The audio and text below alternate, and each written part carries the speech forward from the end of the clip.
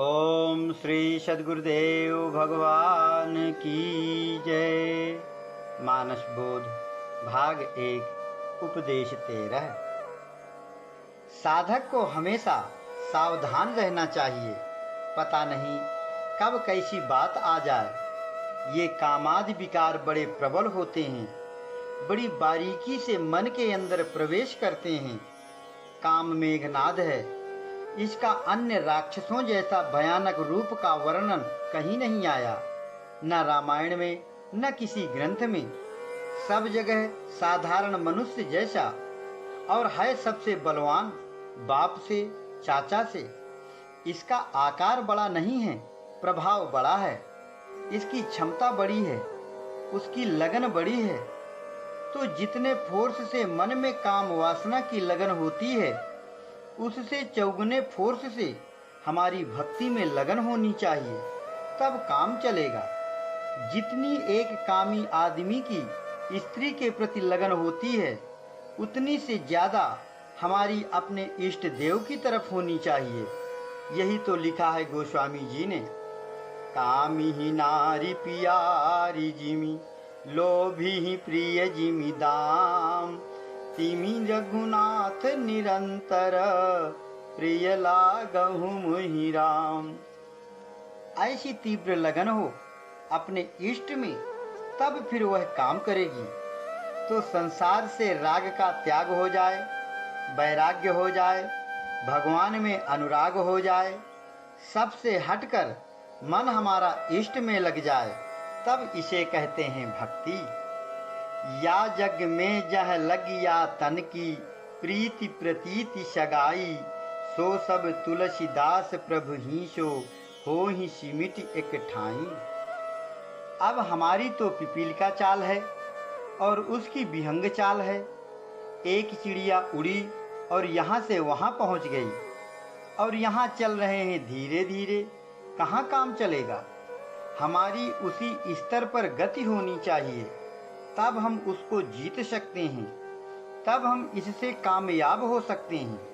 अब देखो साधक के अंदर इसकी गतिविधि कैसे होती है। काम मेघनाद क्या करता है? एक तो उसके पास शक्ति है, बर्छी है, उससे विवेक को, लक्ष्मण को हनन करता है, और उसको जिंदा करता है वैराग्य रूप हनुमान, हृदय रूपी हिमालय, और उसमें श्वासा रूपी संजीवनी में लगन करके श्वासा को खड़ी करके जिंदा कर देता है। साधक के अंदर फिर कभी यही काम राम लक्ष्मण रूप ज्ञान विवेक को नागपाश में बांध देता है।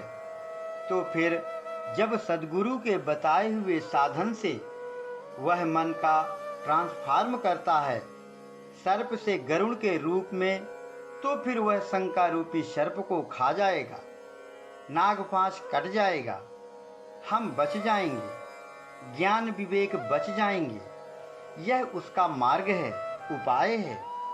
इसलिए मन को ठीक करना है, देखते रहना है कि विषय के संकल्प इसे गंदा न करें। तो फिर एक ही तरीका है कि नारायण तू बैठकर अपनो भवन बुहार। तो महात्मा जो होते हैं वे हमेशा अपने में रमते हैं, अपने मन की खबर रखते हैं, बाहर कुछ भी आए परवाह नहीं। देखो एक महात्मा थे, खूब चमक दमक थी, मूड़ी मुड़ाए, मूड़ी खूब चमकती थी। एक नदी के पास बैठ गए। जब बैठ गए तो जो नाच गान वाले मशखरे होते हैं, उन्होंने देखा बाबा को, बोले आज मज़ा आ जाएगा, बाबा जी की मूड़ी को बजाएंगे, मज़ा पड़ जाएगा। तो जब मजमा जुटा तो वो मारे बाबा की मूड़ी में और नकल करे, फिर मारे। बस ऐसे ऐसे हंसाई बढ़ती गई, बड़ी देर तक होता रहा। बाद में उसने जूते से भी मूड़ी में मारा।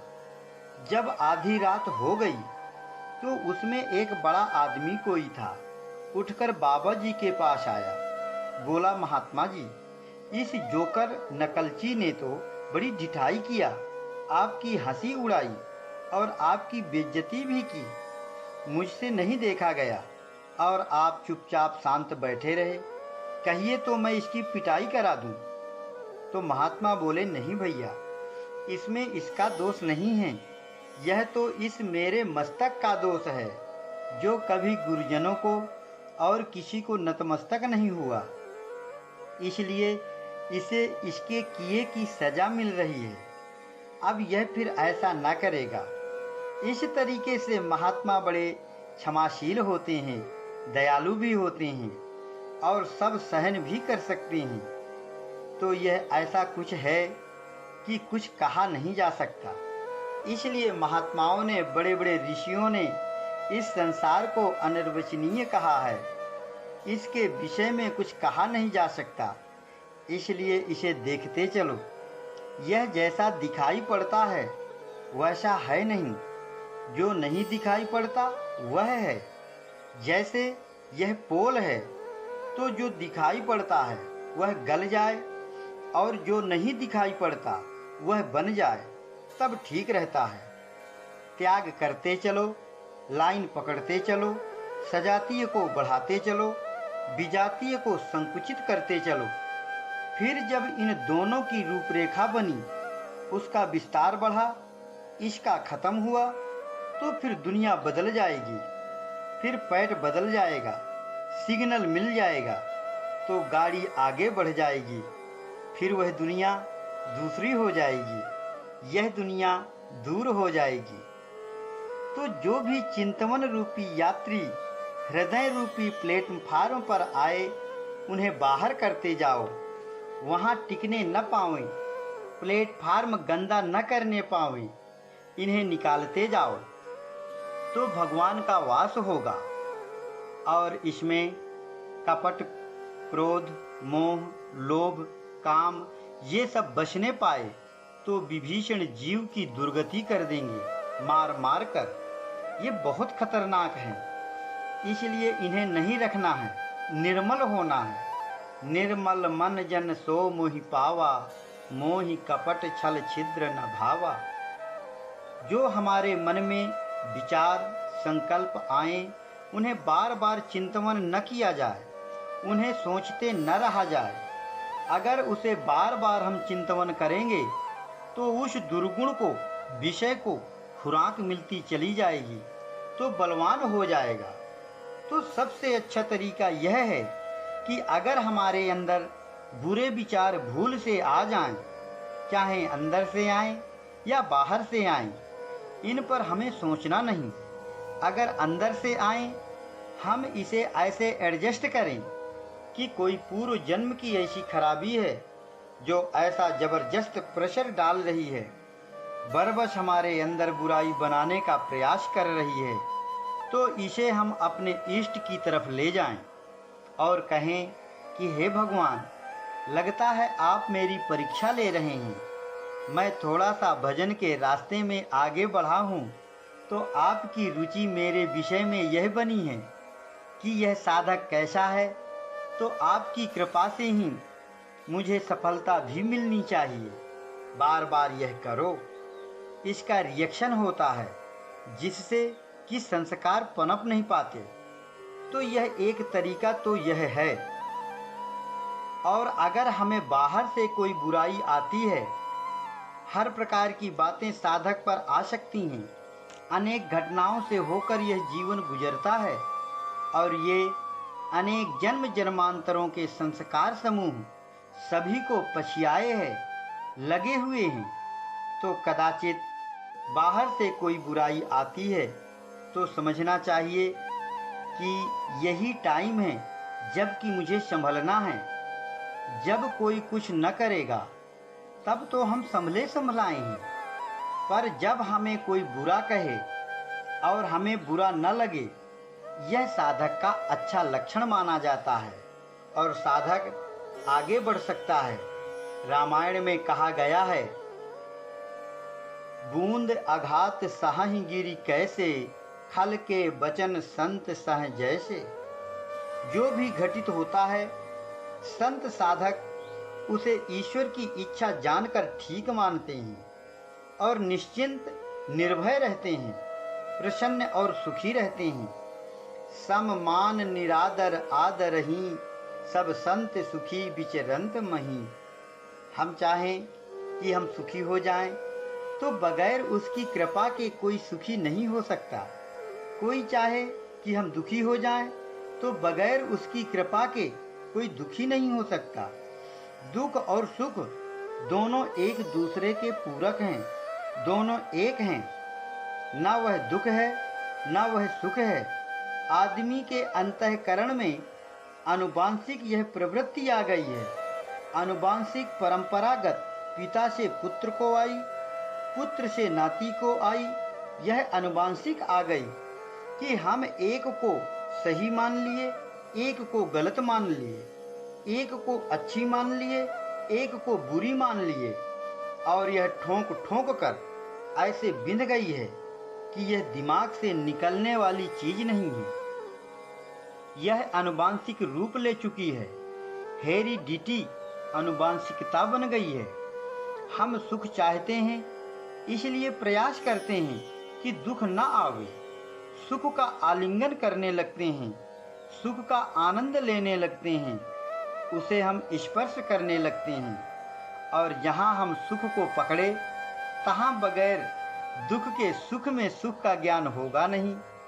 तो दुख आकर प्रशस्त हो जाता है, अपने से आकर खड़ा हो जाता है। जब हम सुख का ज्ञान करते हैं तो यह हो नहीं सकता।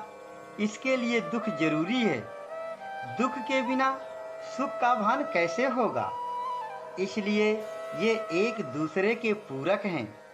महात्माओं की युक्ति से हम दुख से छूट सकते हैं। तरीका है छोड़ने का। जैसे दुख आ रहा है तो हम डर जाते हैं। डरे ना, कहें कि आओ दुख, हमारे पास आओ, हम तुम्हारा स्वागत करेंगे। तुम्हें परेशानी है, तुम हमारे पास आओ। खूब उसे बुलाएं और प्रसन्न हो, प्रसन्नता व्यक्त करें। बस यही तरीका है। दूसरा आज तक कोई इजाद नहीं हुआ, किसी ने कोई रिसर्च नहीं किया इसमें।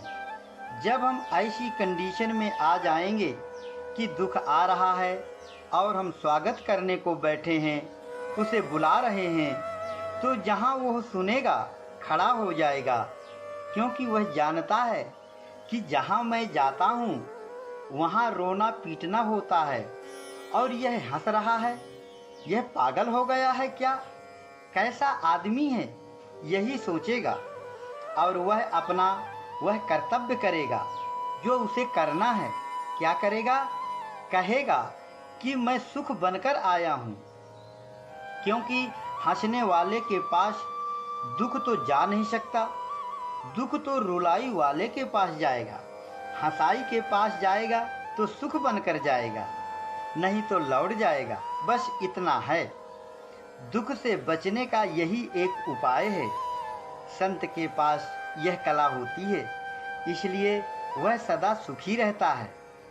हमारे मन की दो तरह की वृत्तियां हैं, एक सजातीय और एक विजातीय। तो जब सजातीय संकल्पों के द्वारा विजातीय को जीत लिया जाएगा, तो विजातीय तत्वों का ट्रांसफॉर्म होकर सजातीय बन जाएंगे। और जब सजातियों को भी जीत लिया जाता है, त्याग का त्याग कर दिया जाता है, तब संकल्प रहित हो जाता है। इसकी प्रक्रिया यही है। जैसे हमारे अंदर बुराई और भलाई दोनों हैं, तो हमें चाहिए कि जब हम साधना करें तो इन दोनों में झगड़ा करा दें। तो साधक को जो उसके जीवात्मा की ताकत है उसको दुर्गुण यूज न कर पाऊँ, सद्गुणों की मदद दी जाए, सद्गुणों को ऐड किया जाए।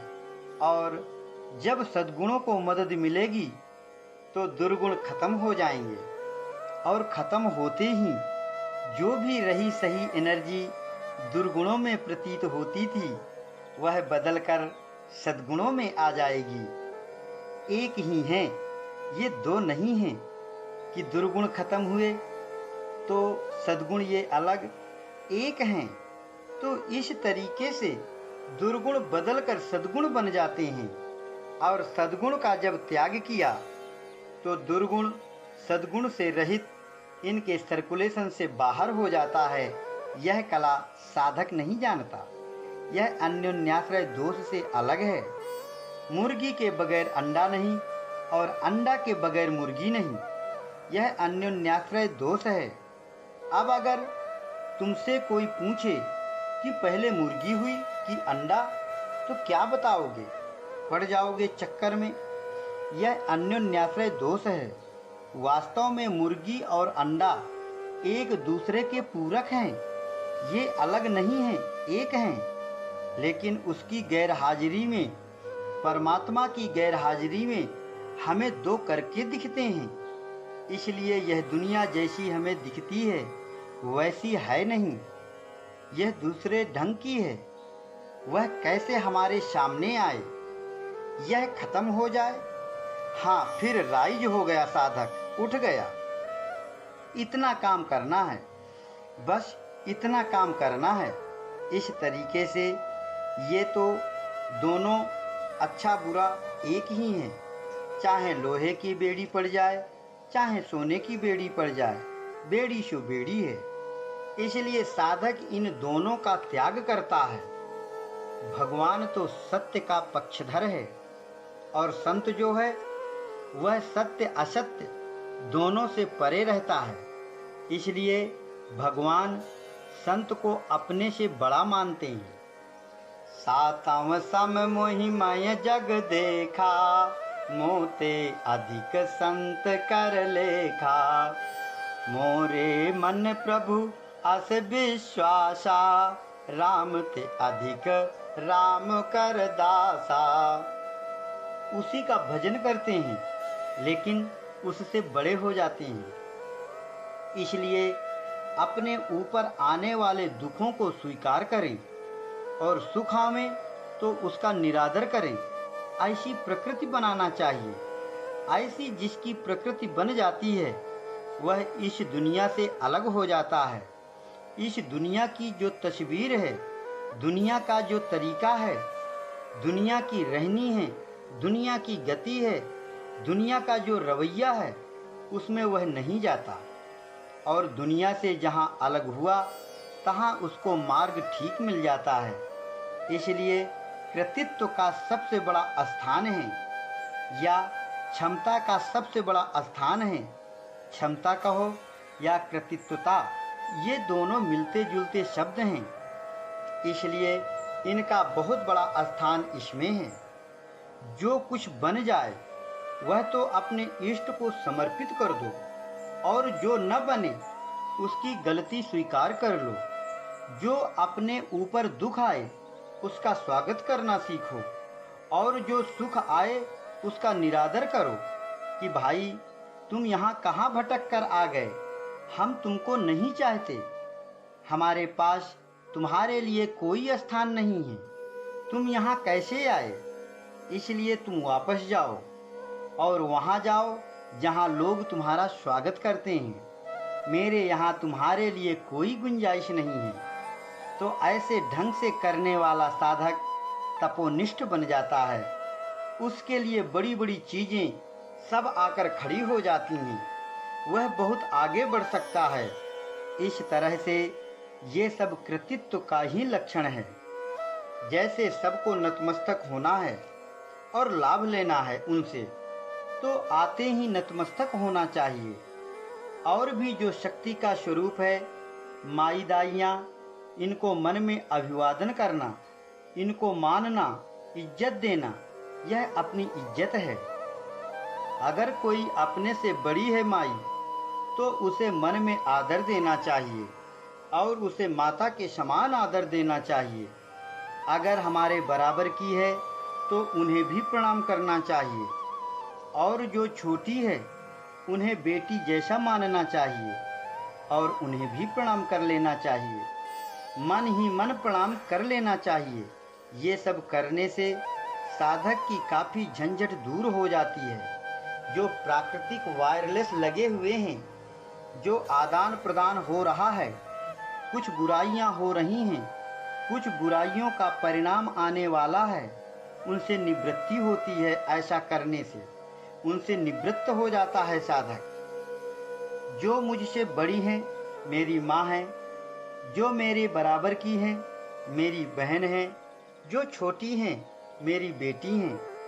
माइयों के प्रति ऐसा भाव आवे, अगर आता है तो, और नहीं एक अपने इष्ट को सब में देखो, इष्ट को ही देखो, इष्ट में सबको देखो। इसके अलावा और कुछ देखने में न आवे, बस उसी को देखते रहो। हम स्त्री को क्यों देखें? अगर कोई स्त्री दिखाई पड़ी तो हम स्त्री क्यों देखें? हम अपने गुरु को क्यों न पकड़ लें? एकदम बदल क्यों नहीं देते? हर एक में अपने इष्ट देव के स्वरूप को धारण करते हुए आगे बढ़ें। हर चीज में बदल दें, अगर जरूरत पड़े तो, और नहीं तो स्थान तो निर्धारित ही है। और वह हृदय ऐसी जगह है कि देखते देखते क्या से क्या हो गया, और खुद ही बंदा खुदा हो गया। इसलिए खूब भगवान का ध्यान करना चाहिए, और जिस जगह बताया गया उसी जगह करना चाहिए। अगर उसमें एडजस्टिंग में कोई गड़बड़ी है तो उसका सुधार करना चाहिए। और जब धीरे धीरे अभ्यास हो जाएगा और आदत पड़ जाएगी तो हम यह महसूस करेंगे कि गुरु महाराज प्रसन्न हैं हमारे साधन से। हमारा मन बताएगा। मन ही एक महान यंत्र है। जब पसंद किए हैं तो हमको अधिकारी बना लिए हैं, और अधिकारी के लिए इष्ट देव सब कुछ देने को तैयार रहते हैं। तो इसलिए शांति भी मिल जाएगी। बलात् कोई विघ्न आने वाले हैं, वो भी टाल सकते हैं। विघ्न एक किनारे हो जाएंगे, आएंगे तो उसका मतलब होगा विघ्न आ भी सकता है। जैसे पांडवों को लक्षागृह में जलाने का विघ्न आया, लेकिन प्रगति हुई, द्रौपदी मिली। अगर न वहां जाते तो कहाँ मिलती? और भी घटोत्कच मिला, सारी लड़ाई लड़ी, हजारों को मारा। अगर वो विघ्न न आते तो ये कहाँ मिलते? इसलिए साधक के सामने विघ्न आना यह बहुत जरूरी है, लेकिन वह बुरा न माने तब अच्छा है।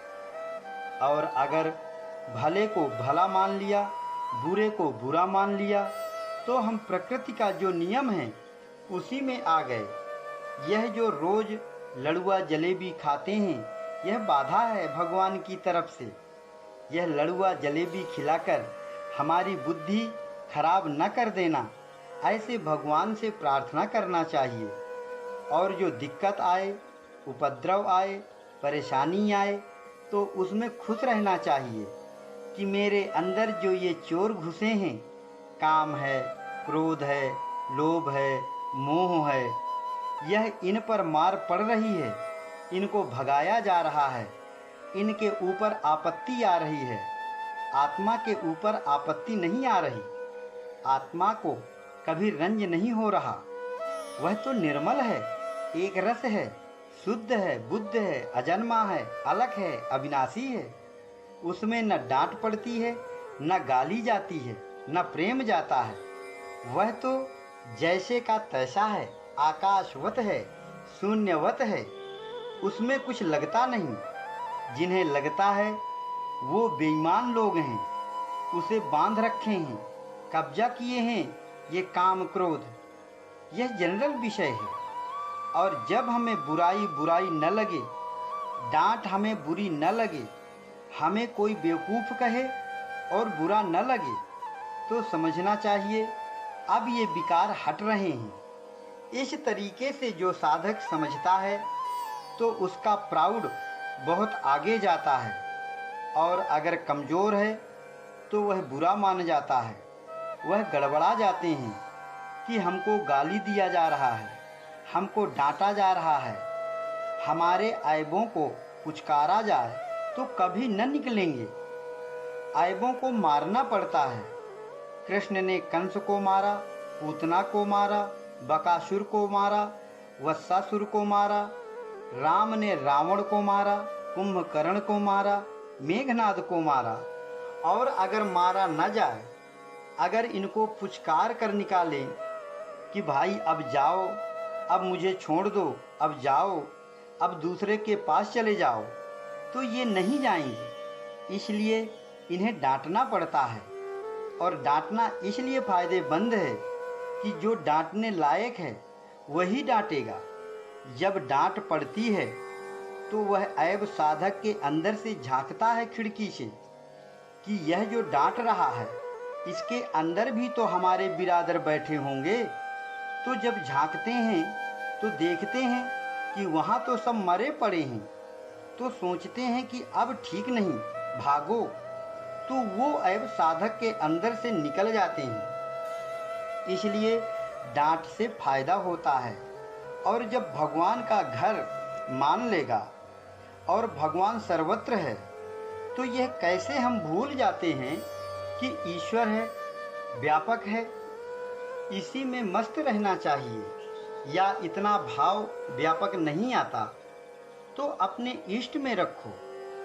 जब बुराई आए तो बुराई का त्याग करके इष्ट के चरणों में पड़ जाओ, फिर प्रार्थना करो, क्षमा याचना करो। हे भगवान, क्षमा करें, मुझ में कमी है, मुझे बचाओ, इन दुष्टों से बचाओ। त्राहि त्राहि, मैं परेशान हूँ। क्या आपके पास ऐसी क्षमता नहीं है जो मुझे बचा सकें? ऐसे रो गाओ अपने भगवान से।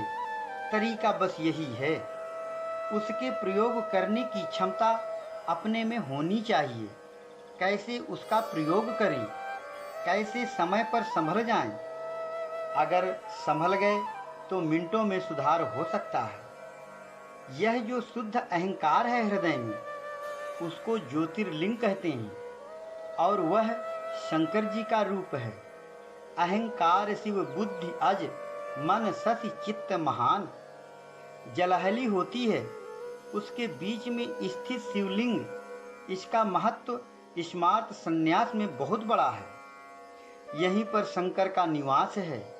इसी जगह से गुरु शंकर का रूप लेता है। शंका जो होती है उसका नाश करता है। इसलिए इस कमल को, अनाहत को शंकर का स्थान कहते हैं। यह कमल बहुत महत्वपूर्ण है। और यह जो नाभि कमल है, मणिपुर, इसमें विष्णु रहते हैं और कंठकूप में ब्रह्मा और सरस्वती रहते हैं। इस प्रकार से इन तीनों देवों का निवास होता है। तो हृदय में ज्योतिर्लिंग मानी जाती है। अनेक हमारे ग्रंथों में इसका बहुत बड़ा वर्णन आया है। अनेक ऋषि मुनि इसी में ध्यान करते हैं। यह सबसे बड़ा केंद्र है ध्यान के लिए। और यहीं से यह तर्कना रूपी ताड़का, जिससे यह मन रूपी मारीच और स्वभाव रूपी सुबाहु पैदा होते हैं, ये तर्कना यहीं से मारी जाती है। इसी में जब विश्वास रूपी विश्वामित्र आ जाते हैं तो यह तर्कना रूपी ताड़का मारी जाती है। तर्कना मारी गई, कहाँ मन कंट्रोल में आ जाएगा। और जो यह स्वभाव है, साधना नहीं करने देता, यज्ञ नहीं करने देता, यह सुबाहु मारा जाएगा। बिना तर्कना के मारे, बिना ताड़का के मारे साधना नहीं हो सकती। हृदय बहुत महत्वपूर्ण होता है। इसमें प्रेम रूपी पार्वती है, सत्य रूपी शंकर है। जब हम प्रेम से सत्य को, प्रेम और सत्य को स्पर्श कराएंगे तो फिर शंकर की जितनी बातें हैं वो आती जाएंगी। इस तरीके से जब हो जाएगा तब वह साधक आगे बढ़ सकता है। गुरु और शंकर में कोई अंतर नहीं, संत और शंकर में कोई अंतर नहीं। ये दो नाम हैं और हैं एक। इसलिए राम का जो भक्त होता है वह शंकर है, संत है। और शंकर का जो स्वामी है वह राम है। अगर भक्त न होगा तो राम की कदर कौन करेगा? भक्त ही तो दुनिया में राम को पुजाते हैं। इसलिए शंकर राम की पूजा करते हैं और राम शंकर की पूजा करते हैं, अन्योन्याश्रित हैं, एक दूसरे के पूरक हैं और अभिन्न हैं। शरीर नहीं रह जाता तो राम रह जाता है, वही तो राम है। और उसी को गुरु बाबा के रूप में देखकर फिक्सेशन किया जाता है। सुबह बैठते ही यह कर लेना चाहिए, फिर धीरे धीरे उतरते उतरते पैर के नख पर आ जाए, और जो पका नख है बारीक, बस उसको देखे, बस उसी में चित्त गड़ाओ और मन को खड़ा कर दो, वहीं उसको ध्येय बना लो और तुम मन से ध्यान करो। बस यह सबसे अच्छा ध्यान है। और जब ध्यान लगने लगेगा तो वह ज्योतिर्लिंग बन जाएगा। वही गुरु बाबा ध्यान करते करते शक्ति का प्रादुर्भाव करके ज्योति का रूप ज्योतिर्लिंग तैयार कर देंगे। यह पीछे होती है, पहले नहीं होती। गुरु बाबा का ही ऐसा रूप बन जाता है हमारे अंदर, जो सनातन रूप है आत्मा का, वही उदीयमान हो जाता है। हरि ओम। ओम श्री सद्गुरुदेव भगवान की जय।